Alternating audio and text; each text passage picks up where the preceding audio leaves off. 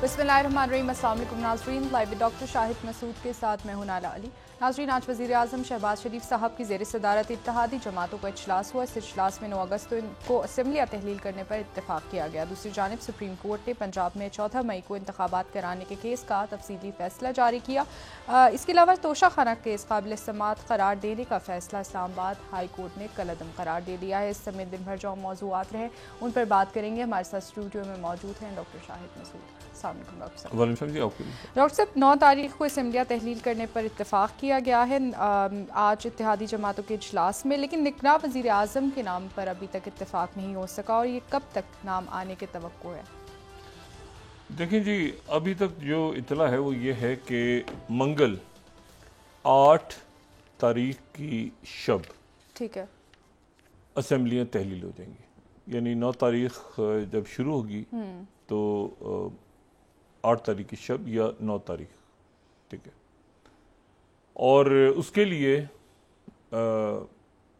वज़ीर आज़म जो हैं वो सदर मुमलिकत को एक ख़त तहरीर करेंगे और उनको आगाह करेंगे कि इस तारीख को असम्बली तहलील होने जा रही है, ठीक है, ताकि वो उसका जो भी आइनी और कानूनी तरीक़ाकार है असम्बलीज रिज़ॉल्व होने का, उसके ऊपर वो अमल दरामद करें। एक बड़ी आप समझें कि सियासी पेशरफ्त ये हुई है कि तमाम पार्टियां जो हैं वो एग्री कर गई इस बात पे कि जो भी शहबाज शरीफ तय करेंगे हम उस पर राजी हैं। यानी तमाम पार्टियों ने, पीपल्स पार्टी, ANP, MQM, ये सारे नाम तो दे रहे हैं ना, नाम चल रहे हैं सारे जी। लेकिन कल रात को जो अशाइया हुआ है और आज जो मुज़ाकरात हुए हैं उसमें अभी शहबाज शरीफ ने भी कहा कि आप मुझे सब तजावीज़ भेजें, मैं उन पर गौर करूँगा, लेकिन अल्टीमेट जो अथॉरिटी है वो शहबाज शरीफ साहब के हाथ में दे दी। ऐसा नहीं है कि पीपल्स पार्टी कह रही है कि ये नाम होने चाहिए या JUIF के, उन्होंने सब ने सजेशन सब ने दे दिए हैं, लेकिन अल्टीमेट अथॉरिटी शहबाज शरीफ साहब के पास है, जो कि आइन और कानून के तहत उन्हीं के पास है, ठीक है, उनके पास है और राजा रियाज साहब के पास है। तो सब ने अपने अपने नाम दिए हैं, जैसे 3-4 नाम, 5 नाम MQM भी दे रही है, मोहसिन दावड़ साहब की तरफ से भी नाम आए हैं, जमीयत उलमा इस्लाम की तरफ से भी नाम आए हैं, पीपल्स पार्टी की तरफ से भी नाम आए हैं, लेकिन इस बात पे इत्तेफाक हो गया है कि जो नाम शहबाज शरीफ देंगे हमें उनके ऊपर उन नामों पे कोई इतराज़ नहीं होगा। तो इसका मतलब ये है कि वो उधर से जो 3 नाम आने हैं उन पे तो हो गया इत्तेफाक। अब रह गए राजा रियाज साहब। अब राजा रियाज साहब कह रहे हैं कि मैं भी अपोजिशन की जमातों से मुशावरत करूंगा। अब अपोजिशन की जमातें कौन सी हैं इस वक्त? एक तो जमात इस्लामी है, क्योंकि पार्लियामेंट के अंदर होना ज़रूरी है ना उनका, या ये है कि अगर वो चाहें तो सेनेट के अंदर PTI से मुशावरत कर सकते हैं, चाहें तो वो ना करें।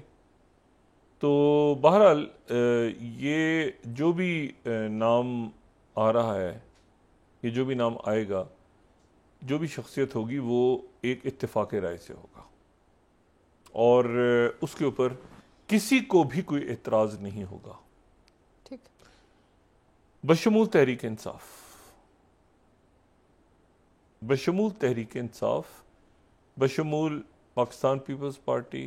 और मैं तहरीक इंसाफ इसलिए कह रहा हूँ कि तहरीक इंसाफ इस अमल का हिस्सा नहीं है, लेकिन एतराज़ किसी को नहीं होगा, ठीक है, क्योंकि जितने नाम भी सामने आ रहे हैं वो कदावर शख्सियात हैं, अच्छे नाम हैं। तो एक तो बात ये हो गई कि ये 8 तारीख की रात, अभी तक जो समझ में बात आई है और इन लोगों से मेरी हुकूमत के वज़रा से बात हुई है, इत्तेहादियों से भी, तो 8 तारीख की रात 12 बजे ये असम्बली डिज़ोल्व करने का, यानी 9 तारीख की जब स्टार्ट होगा तो उससे पहले पहले मुशावरत हो चुकी होगी और फिर यकीनन एक केयर टेकर सेटअप आ जाएगा 9 तारीख को। अब रह गए 5, 6, 7, ये 3 दिन दरमियान में रह गए, ठीक है, हफ्ता, इतवार और पीर, तो ये रह गए 3 दिन और उसके बाद जो दिन होगा उसकी रात को, ठीक है, यानी 4 दिन समझ लें आप, या 5 दिन, या जो भी समझें। तो ये तो है अब, और इसमें वीकेंड भी आ रहा है। तो एक तरफ तो ये मुशावरत बड़े अच्छे अंदाज में हो रही है। यानी इसमें यूँ समझें कि ये नहीं है कि जी मेरे बंदे होने चाहिए, एक इत्तेहादी कह रहा है मेरे बंदे होने चाहिए, वो सब ने अपने अपने नाम दिए हैं, लेकिन अल्टीमेट अथॉरिटी शहबाज शरीफ साहब को दे दी है। ठीक है। अच्छा, अब इसमें दूसरी जो बात है वो ये है कि कल मुश्तरका मफाद कौंसिल का इजलास है और उसमें जो है वो मरदमशुमारी के ऊपर होगा फैसला।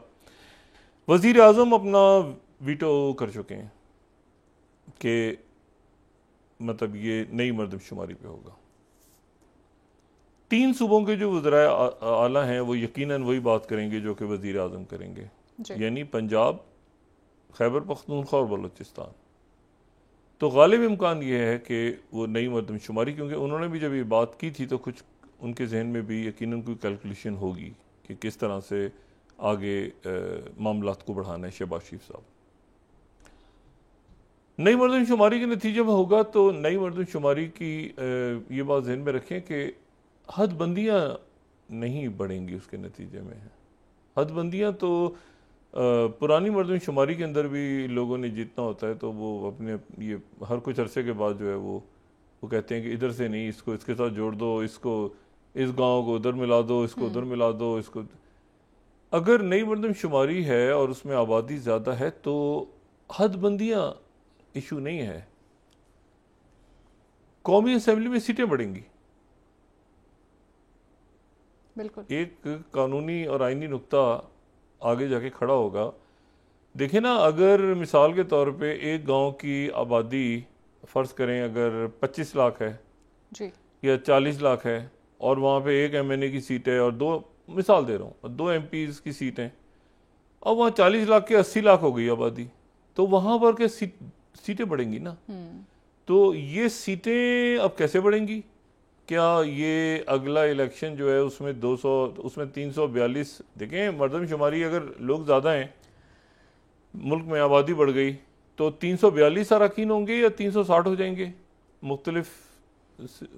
अगर इतने करोड़ आबादी बढ़ गई फर्ज करें तो उसमें जो कि बढ़ी हुई है, तो फिर क्या सीटें बढ़ेंगी? हदबंदी तो इशू बहुत छोटा इशू है, सीटें बढ़ेंगी ये एक सवाल है वैसे। और हाँ, वो कैसे बढ़ेंगी? वो क्या उसमें क्या तरीक़ाकार अपनाया जाएगा? उसमें क्या 2/3 की ज़रूरत होगी या ये कि असेंबली कैसे होगा? वो ये एक बहरहाल कितना दरकार होगा डॉक्टर, मैं नहीं जानता इसको। मैं तो अभी तो देखे ना, अभी तो नई हल्का बंदियों की बात हो रही है ना। हल्का बंदी अलग चीज़ है। मैं जो सोच रहा हूँ वो ये सोच रहा हूँ कि सीटें, देखिए ना, हल्का बंदियाँ तो एक पुरानी मरदमशुमारी पे भी 100 दफ़ा ऊपर नीचे हुई है ना। कराची में कभी मलीर इधर से उधर हो जाता है, कभी लाहौर के अंदर या पंजाब के अंदर वो इतने एमपीज़ की सीटें इधर से इधर निकल आती हैं, वो उधर से उधर देहात गांव उधर शामिल हो जाते हैं उसके साथ।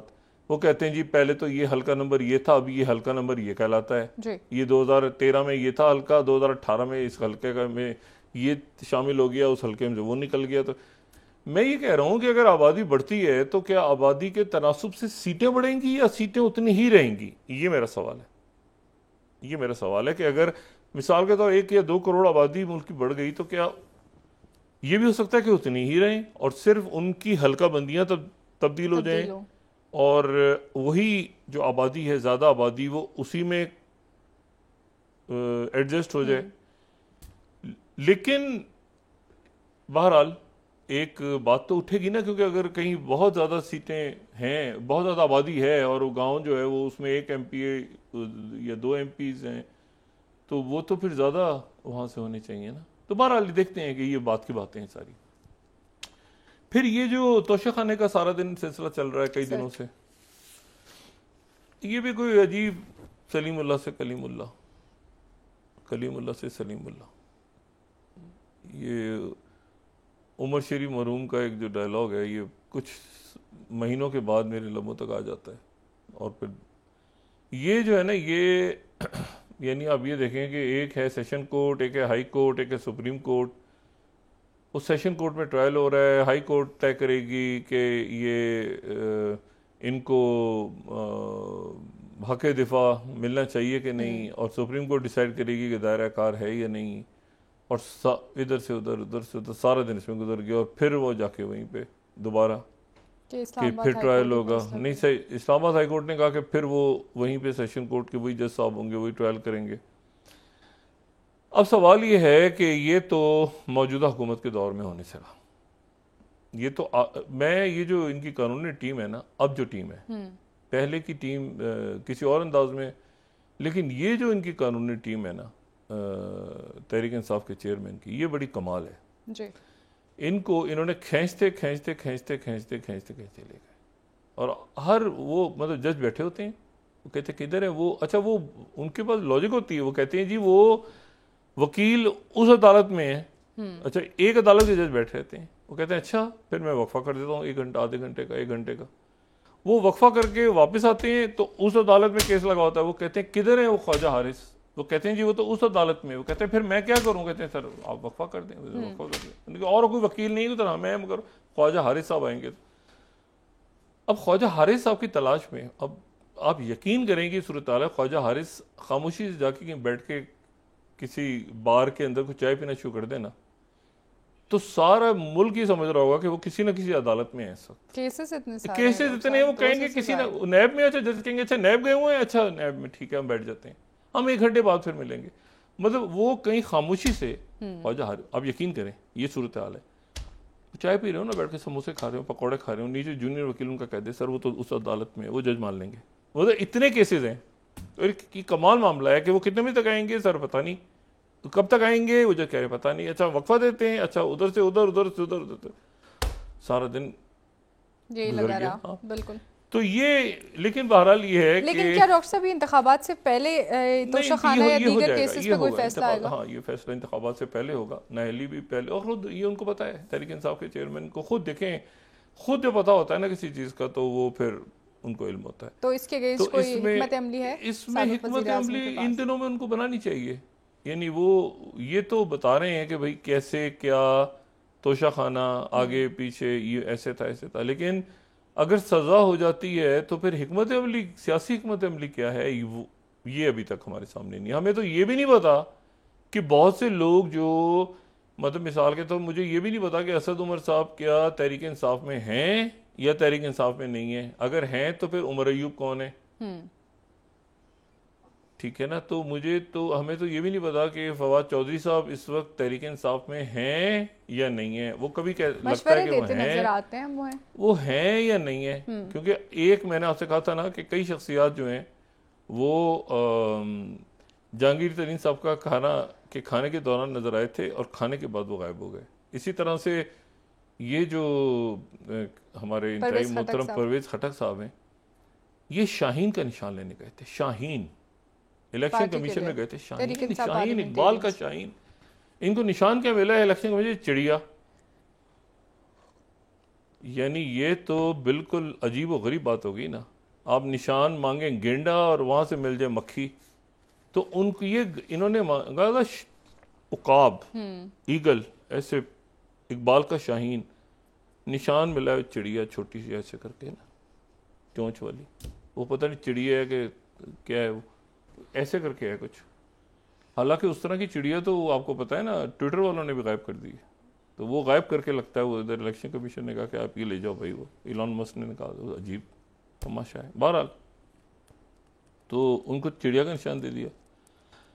अच्छा अब ये है कि लेकिन ये कि वो बल्ला किधर है अभी ये नहीं पता, बल्ला होगा नहीं होगा, कैसे होगा, क्या होगा, तो ये बहरहाल। लेकिन ये इस तरफ जो है वो तो अदालतों के मामला है ना, ये एक तरीके के साथ बड़े, यानी इसमें कोई झगड़ा फसाद जो था ना कि इत्तेहादी हुकूमत है बहुत सारी, और ये बात शहबाज शरीफ साहब ने जो की है वाकई ये लग रहा था कि शायद इत्तेफाक राय ना हो, बहुत सारी पार्टियां हैं, लेकिन सब ने बैठ के आपस में और फिर इख्तियार दे दिया शहबाज शरीफ साहब को, जो एक मेरे ख्याल से अच्छा लगा, एक पार्लिमानी रवायत के मुताबिक एक अच्छा लगा कि उसमें हाँ कोई झगड़ा फसाद नहीं हुआ, कोई ये नहीं है, सब आए, सब बैठे, मशवरे दिए।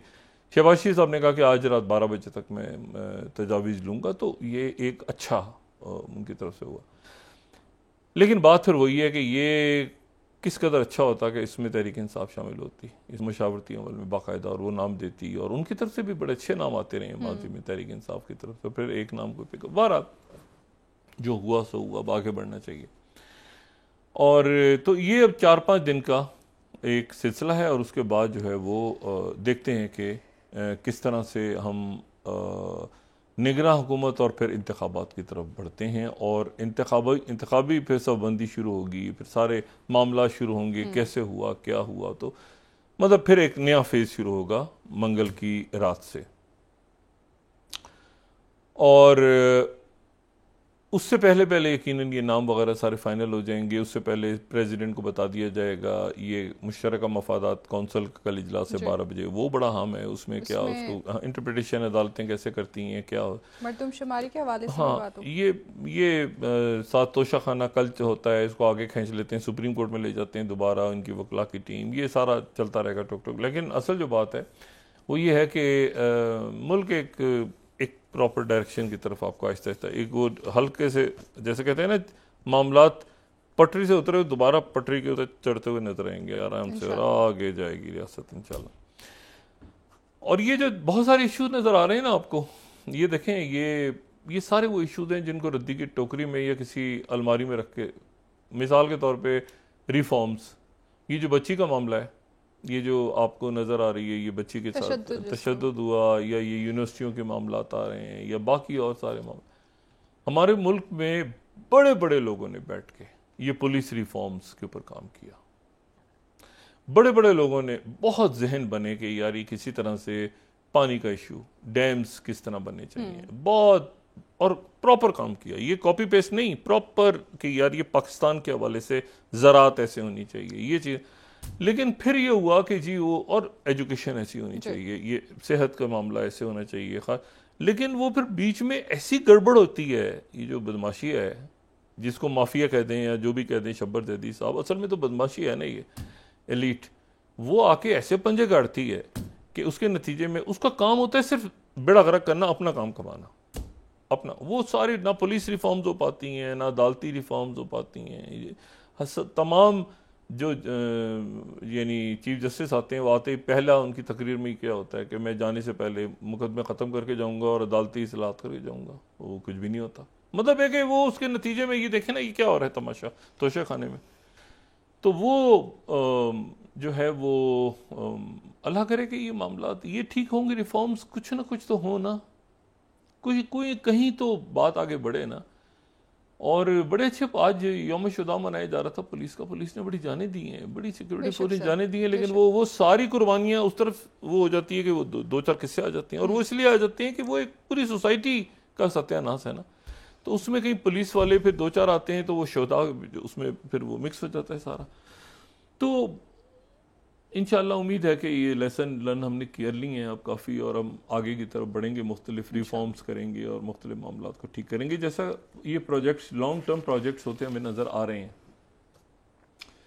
ये आज भी आर्टिफिशियल इंटेलिजेंस और वो जो और ये टेक्निकल समिट थी आज, कोई टेक्निकल के हवाले से थी, मैं उसको देख रहा था, उसमें स्पीच सुन रहा था, स्पीचेस तो वो भी बड़ी अच्छी। अच्छा, अब ये तो हो गया ना, ये तो चलता रहेगा, ठीक है चीज़ें, और एक ख़ास डायरेक्शन में मुल्क जाएगा, और ये इस पूरे बहरान से इंशाल्लाह निकलेगा जो मैन मेड क्राइसिस है। लेकिन कल एक और कल और परसों 2 दिन बड़े अहम हैं। 2 दिन बड़े अहम हैं। एक तो ये है कि सऊदी अरेबिया में कल और परसों यानी 4 तारीख और 5 तारीख को सऊदी अरब में 30 मुल्क जमा हो रहे हैं, 30 जी। और 30 मुल्क जमा हो रहे हैं, और इन 30 मुल्कों के सफारतकार हैं, सिक्योरिटी ऑफिशियल्स हैं, और ये सारे के सारे यूक्रेन और रशिया के दरमियान जो फड्डा पड़ा हुआ है पिछले साल फरवरी से, जो स्टेलमेट की शक्ल इख्तियार कर गया है, तो उसके ऊपर एक अमन माहदे की तरफ आगे बढ़ेंगे। जैक सलिवन आ रहे हैं, अच्छा, अमेरिका से, जर्मनी आ रहा है, उसमें इंडिया आ रहा है, उसमें टर्की आ रहा है, उसमें अरब ममालिक आ रहे हैं, उसमें ब्राज़ील आ रहा है, उसमें और बहुत सारे ममालिक आ रहे हैं। लेकिन सबसे अहम बात यह है कि उसमें चाइना आ रहा है। अच्छा, रशिया नहीं आ रहा क्योंकि ज़ेलेंस्की शायद खुद होंगे, लेकिन चाइना उसमें आ रहा है। और चाइना के जो अभी तक जो इतलात हैं वो चाइना के जो यूरेशियन अफेयर्स के जो हेड हैं ली हुआई, वो उसमें शिरकत के लिए आ रहे हैं और चाइना ही इसमें एक अहम रोल फिर प्ले करेगा अल्टीमेटली। लेकिन आप ये देखें कि इसमें जो फड्डा कहाँ पड़ा है, फड्डा पड़ा हुआ है यूरोप में, ठीक है, और फड्डा यूरोप में पड़ा हुआ है और पड़ा हुआ है रशिया का और पड़ा हुआ है ये नेटो का और ये सारे जो G7 और ये और इनको हल कौन कर रहा है, तजावीज़ कौन पेश कर रहा है? तजावीज़ दे रहा है चाइना, तजावीज़ दे रहा है अफ्रीकन यूनियन और मुज़ाकरात कहाँ हो रहे हैं? Saudi Arabia. यानी आप ये देखें कि जिसको आप ग्लोबल साउथ कह के आप नज़रअंदाज करते हैं, ग्लोबल साउथ ये अमीर तरीन मुल्कों के दुनिया के, और अमेरिका भी यहाँ आ रहा है और यूरोप भी यहाँ आ रहा है कि भाई मसले हल करो, हमारे वो हमारा लड़ाई हो गई है हमारी, हमसे मसला हल नहीं हो रहा, तो चलो चलो सऊदी अरब चलो। यानी आप ये ज़रा कमाल देखें। और टर्की का भी यही रोल है, वो भी मीडिएट बीच में करवाने की कोशिश कर रहा है। लेकिन ये है कि अच्छा, इंडिया ने भी दोनों तरफ कॉन्टैक्ट रखे हुए हैं, पाकिस्तान ने भी दोनों तरफ रखे हुए हैं, यूक्रेन के साथ भी और रशिया के साथ भी, तो चाइना ने भी दोनों तरफ रखे हुए हैं, यूक्रेन के साथ भी और रशिया। लेकिन अमेरिका और बाकी मुल्क चूंकि पार्टी बन गए इसमें, तो वो फारिग हो गए। तो ये आप देखें ना कि ये जो मुल्क चले हैं दरमियान में आज, और नहीं अमेरिका कोसता रहा उनको शुरू में, एक साइड लो एक साइड लो एक साइड लो, लेकिन वही मुल्क जो दोनों तरफ रहे और जिन्होंने साइड नहीं ली, वही मीडिएट कर सकते हैं ना, वो दोनों फिर उनकी बात सुनेंगे। तो ये बड़ी इंपॉर्टेंट है कि कल की, और इसमें सबसे ज़्यादा जो अब यहाँ फॉरेन पॉलिसी मैं अभी देख रहा था, तो फॉरेन पॉलिसी ने एक अजीब व गरीब किस्म का आर्टिकल छापा है। वो कहते हैं कि जो 9th स्लाइड है कि वो कहते हैं backdoor negotiations over Ukraine would be disaster. तो मतलब बैकडोर इसलिए कि अमेरिका ना, वो कह रहे हैं नन ऑफ दीज 3 एक्टर, ये पहली लाइन पढ़े, none of these 3 actors China, African Union और Saudi Arabia is a reliable partner in a peace effort. China claims के वो न्यूट्रल है, वो वेस्टर्न उसमें नहीं गया, फिर वो कह रहे हैं कि अफ्रीकन यूनियन ये कहां से निकल गया। यानी ये दिन भी आना था कि अफ्रीकन यूनियन यूरोप के झगड़े निपटाएगा, यानी ये दिन भी आना था। और सऊदी अरेबिया ये कोई रिलायबल पार्टनर नहीं है, लेकिन मजबूरी है, बहालत मजबूरी, जैक सुलिवन भी आ रहे हैं, चाइना भी आ रहा है, और चाइना बहरहाल चाइना देखिए चाहते ना चाहते आपको कबूल करना पड़ेगा। और उन्होंने पीस प्लान अपना दिया है ज़ेलेंस्की ने, उधर से रशिया ने कहा है कि हम ये पीस प्लान जो है ये इसको इस तरह से एक्सेप्ट नहीं करेंगे, उनका बयान आया क्रेमलिन से, और यकीनन उस तरह से होगा भी नहीं। और चाइना इंश्योर करेगा इस बात को, चाइना इस बात को इंश्योर करेगा कि ये जो कल की मीटिंग है ये एंटाई रशियन समिट बन के ना निकले, यानी ये ऐसा ना बन जाए कि जो रशिया के खिलाफ कोई हो रहा है, क्योंकि रशिया को नहीं बुलाया हुआ ना इसमें, ज़ेलेंस्की और बाकी वेस्टर्न कंट्रीज सारे आ रहे हैं, पोलैंड भी आ रहा है, जर्मनी, इटली सब आ रहे हैं। तो ऐसा ना हो कि उसमें कोई ऐसी बात हो। तो इंश्योर कौन करेगा? चाइना भी करेगा, इंश्योर कौन करेगा? सऊदी अरेबिया भी करेगा, इंश्योर कौन करेगा? बेशतर मुल्क करेंगे जो बैठे हुए हैं, क्योंकि सारे के सारे बेल्ट एंड रोड चाइना के एलाइज हैं बहुत बड़ी तादाद में। तो देखें ये दिन भी आना था कि यानी जंग अजीम, दूसरी जंग अजीम को आप याद करें, पहली जंग अजीम जो यूरोप से शुरू हुई, तो उसका फैसला जो है आप जरा सोचें, तसव्वुर करें कि ये अरब मुल्कों में हो रहा हो, जो बने ही उनके नतीजे में थे बहरहाल। और सऊदी अरेबिया की जाहिर है कि एक सऊदी अरेबिया और चाइना मिलके और बाकी जो इत्तेहादी ममालिक हैं वही तय करेंगे, वही बात कर सकते हैं ज़ेलेंस्की से और वही बात कर सकते हैं प्रेसिडेंट पुतिन से और वही बात सुनेंगे उनकी। तो ये 2 दिन बड़े अहम हैं, कल और परसों ये जद्दा के अंदर एक बड़ी अहम और तारीखी मीटिंग हो रही है। और देखिए पीस अगर अचीव होता है तो कितनी बड़ी कामयाबी हो, बिल्कुल, और होगा चाइना दरमियान में, यानी चाइना ईरान और सऊदी अरेबिया का करवा रहा है, फिर यूक्रेन और रशिया का करवा रहा है, लेकिन वो सामने उन्होंने सऊदी अरेबिया, जाहिर है सामने कि सऊदी अरेबिया जो है वो एक बड़ा कलीदी किरदार अदा कर रहा है पूरी दुनिया में। अच्छा, फिर उसके बाद एक सेकंड थॉट आई है, एक दूसरा ख्याल आया है, अच्छा हाँ, कि शायद गलती हो गई है, इस पर नजरसानी करनी चाहिए। प्राइम मिनिस्टर मोदी जा रहे हैं ब्रिक्स के इजलास में, जा रहे हैं जो अच्छा कर रहे हैं, लेकिन वो आगे कैसे इसको लेके चलेंगे, क्योंकि वहां पर वो 60-70 लोग लाइन में खड़े हैं ममालिक। अब उन 60-70 ममालिक जो हैं ये ग्लोबल साउथ है। अच्छा, ग्लोबल साउथ है और बड़ा तगड़ा है, ये ग्लोबल साउथ जो कहते हैं ना, ये वो तरक्की पजीर ममालिक के लिए ग्लोबल साउथ की लफ्ज़ इस्तेमाल इस्तेमाल होती है आजकल की दुनिया में कि ग्लोबल साउथ। तो ग्लोबल साउथ जो है ये डेवलपिंग कंट्रीज हैं जिनको ग्लोबल नॉर्थ सो कॉल्ड उसकी अब कोई हैसियत ही नहीं रही, क्योंकि ग्लोबल नॉर्थ अपने फड्डे नहीं निपटा पा रहा और सारा पैसा और अच्छा, ग्लोबल साउथ को अंदाजा हो रहा है कि हमारे साथ क्या कितनी लूटमार की है ये सो कॉल्ड ग्लोबल नॉर्थ ने, और उसका सबसे ज्यादा जो भांडा फूटा है वो फूटा है नाइजर के अंदर। ठीक है, नाइजर में फूटा है ना कि नाइजर, वो लोग नाइजर क्या है, नाइजर कौन, ये फलाना ढिमागला, पता चला गुमान में भी नहीं पता चला कि दूसरा यूरेनियम का खेल सारा उधर ही है, मिनरल्स का सारा मिनरल्स का खेल, क्रिटिकल मिनरल्स ये वो आगे पीछे दाएं बाएं। लेकिन नाइजेरिया को मेरा ख्याल है कि नाइजेरिया एक हमारा बड़ा बरादर मुल्क है और बड़ा अच्छा मुल्क है, बहुत बड़ा मुल्क है, लेकिन वो ये जो ये इन्होंने ये बनाया है, अगर हम स्लाइड हम दिखा सकें, ये जो economic community of West African States है इकोवास, इनका जो एक इजलास हुआ, ये इजलास जो हुआ committee chief of defence staffs की एक्स्ट्रा ऑर्डिनरी मीटिंग हुई रिपब्लिक ऑफ नाइजर के हवाले से, ठीक है। उसमें इन्होंने ये कहा कि हम इतवार तक चढ़ाई कर देंगे, फौजी चढ़ाई करेंगे अगर हमारा फैसला नहीं हुआ।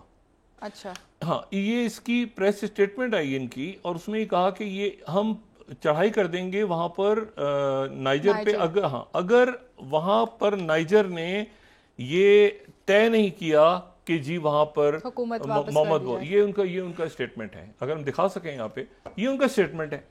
अच्छा, इन्होंने ये जो डेडलाइन इसमें दी, इन्होंने, इनकी कमेटी बैठी चीफ ऑफ स्टाफ्स की, ठीक है, और इन्होंने कहा कि इतवार के दिन तक अगर दोबारा मोहम्मद बौज़ाम को वापस नहीं लेकर आए तो जो है वो तो हम अटैक कर देंगे हमारी तरफ से। नहीं, वो हमला करेंगे तो वो 3 मुल्क अलग हो गए, गिनी, माली और बुर्किना फासो।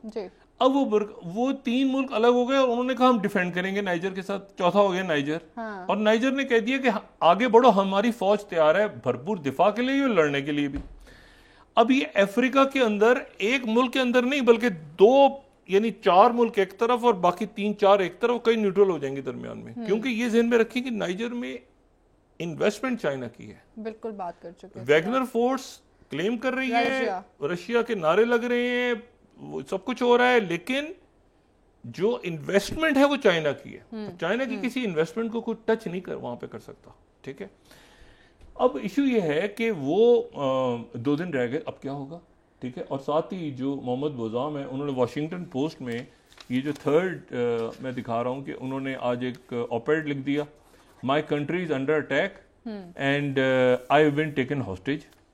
अच्छा, इसमें वो ये कहते हैं कि मेरी मदद करो। हाँ। जो BBC कह रहा है, नाइजर के president Mohamed Bazoum calls on US for help after coup. अब मसला ये है कि अमेरिका की तो वहां एक बेस, ये देखिए कितना बड़ा क्राइसिस पैदा हो गया है कि वो उनकी बेस है, तो क्या अफ्रीकन कौम अपने ट्रूप्स उतारेगी अफ्रीका में इस वक्त? कैसे मोहम्मद बौज़ाम को बहाल करेंगे? यानी ये एक अजीब सी, फिर अफ्रीकन ममालिक जो फिर इसमें सऊदी अरेबिया आएगा, फिर इसमें चाइना आएगा, फिर इसमें सुलह सफाई होगी। हाँ।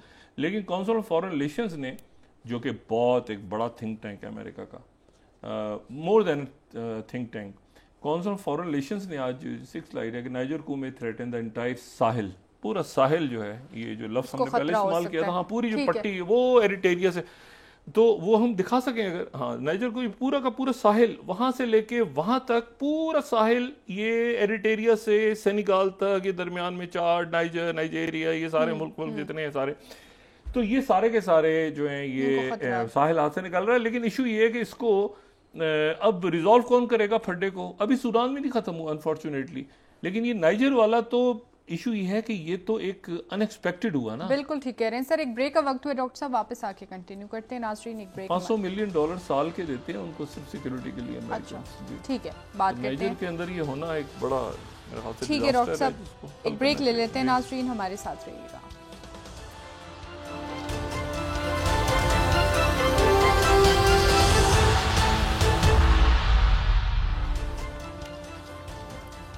वेलकम बैक नाजरीन। जी डॉक्टर साहब, जहाँ पे अब इत्तेहादी जमातों की जानिब से ये फैसला किया गया है कि 9 अगस्त को जो है वो असम्बलियाँ तहलील हो जाएंगी, उसके बाद निगरान वज़ीर आज़म के नाम पर भी तब तक इत्तफाक हो जाएगा। क्या समझ रहे हैं कि क्या निगरान वज़ीर आज़म का जो फैसला होने जा रहा है वो सब मुत्तफिक होकर करेंगे या नवाज शरीफ साहब के फैसले से? नहीं, नवाज शरीफ साहब का नहीं है इसमें सब लोगों ने अपनी तरफ से 2-2, 3-3 नाम दिए हैं। पहले जो था ना कि 5 और 4, वो अब नहीं है इस वक्त। इस वक्त सिचुएशन ये है कि तमाम पार्टियों ने, मुस्लिम लीग नून ने भी, यानी इस वक्त शहबाज शरीफ साहब की पोजीशन जो है वो एज अ, यानी एक तरह से वो उन्होंने सबसे नाम ले लिए हैं। ठीक है, पीपल्स पार्टी से भी लिए हैं, इवन मोहसिन दावड़ साहब से लिए हैं, एमक्यूएम से लिए हैं, JUI, सबसे बहुत सारे नाम हैं। लेकिन सारी पार्टियों ने उन पे एतमाद कर दिया कि जो वो नाम फाइनल करके आगे देंगे वो उस पर उनको इतराज नहीं होगा। ठीक है। सिर्फ ये जो मर्दमशुमारी का इशू है, इसके ऊपर पीपल्स पार्टी चाहती है कि जल्दी इलेक्शन हो जाए, ताखीर ना हो, और मुस्लिम लीग नून का, और चूंकि ऐलान कर चुके हैं वो, तो उनका ख्याल ये है कि थोड़ा सा इसको आगे किया जा सकता है, यानी फरवरी मार्च की जो बातें चल रही हैं, ताकि नई मर्दमशुमारी पे हो जाए। अब इसमें हदबंदियों में करवा दें तो ज़्यादा बेहतर है। अगर वो बड़ी सीटें बढ़ाने वाला होगा तो और पेचीदगियाँ पैदा होंगी। बहरहाल देखते हैं कि ये क्या होता है। और इसमें जो दूसरी बात है वो ये है कि देखें, जो मैंने आपसे कहा ना कि ब्रिक्स में, और एक तो यूक्रेन का फैसला, क्या सऊदी अरेबिया, ये यकीनन इस पे होमवर्क पहले मुकम्मल है। चाइना का आना और जैक सुलिवान का आना एक साथ, NSA और यहाँ से उनके, ये वही जो इनके लिए हुए हैं जो कि मॉस्को में चाइना के एम्बेसडर रहे हैं। ठीक है। और ये वही हैं जो चाइना का जो 12 पॉइंट्स का शायद जो पीस प्लान था, ये 10 या 12 पॉइंट्स का, 10 पॉइंट्स का तो मेरे ख्याल से ज़ेलेंस्की का, 12 पॉइंट्स का था इनका। तो ये जो चाइना का जो पीस प्लान था, इसको लेकर जो आए थे। अच्छा, और ये कोपेनहेगन में और बाकी जगहों पे, और फिर उसके बाद ये यूक्रेन भी गए थे और मॉस्को, ये वही जो है, यानी उसी को ऊपर नीचे करके कुछ बातें वहाँ से मानी जाएंगी, कुछ वहाँ से मानी जाएंगी। लेकिन अगर ये पीस की तरफ जाना है, क्योंकि अब देखें ये जो गंदम की डील है ये ख़राब हो रही है, ठीक है ना, बार बार मसाइल वहाँ पे खड़े होते, इसको पीस प्लान जो है, इसमें चाइना और सऊदी अरेबिया और ये मुल्क की रोल प्ले करेंगे, जो ग्लोबल साउथ है। और ग्लोबल साउथ के अंदर जो कि तरक्की पजीर ममालिक है, उनमें ये एहसास बढ़ रहा है ऐसा कि भाई एक मिनट ठहर जाओ, ये हमारा सारा जो पैसा है ये तो बाहर जाता रहा है, हमारा यूरेनियम भी बाहर जा रहा है, हमारा ये भी बाहर जा रहा है, और ये तो अब वो भी, और ये मैं अभी इकोनॉमिस्ट को पढ़ रहा था, जो 7वीं स्लाइड है कि niger spoils macros plan for African reset, ये इकोनॉमिस्ट लिख रहा है। हाँ।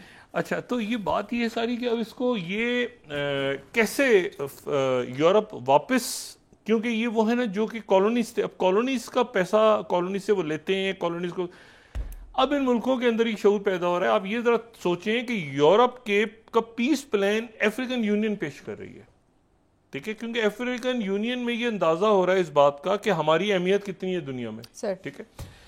तो ये मेरा ख्याल है कि ये इस मरहले पे ब्रिक्स में जाने का फैसला इंडियन प्राइम मिनिस्टर ने दुरुस्त किया है। सवाल ये है कि क्या वो एक ऐसे ग्रुप में इजी फील करेंगे जहां पर चाइना की डोमिनेशन है और जहां पे एक पैरेलल करेंसी की बात हो रही है, और अक्सरियत उन ममालिक की आ रही है जो कि एक मल्टीपोलर वर्ल्ड देखते हैं, सर, जो कि एक यूनिपोलर वर्ल्ड नहीं देखते। बहुत शुक्रिया डॉक्टर साहब, आपका वक्त खत्म हो रहा है। नाज़रीन, कल इंशाल्लाह फैसला दुरुस्त है उनका, ठीक है, कल इंशाल्लाह सारे वो फोरम से अपने आप को अलग नहीं कर रहे, ठीक है। नाज़रीन, कल आपसे दोबारा मुलाकात होगी। मुझे नाला अली को इजाज़त दीजिए। अल्लाह हाफ़िज़। जी डॉक्टर साहब, अपना दोस्तों रिश्तेदारों गिरदो नवाह के लोगों का सब ख्याल रखिएगा। अल्लाह हाफ़िज़।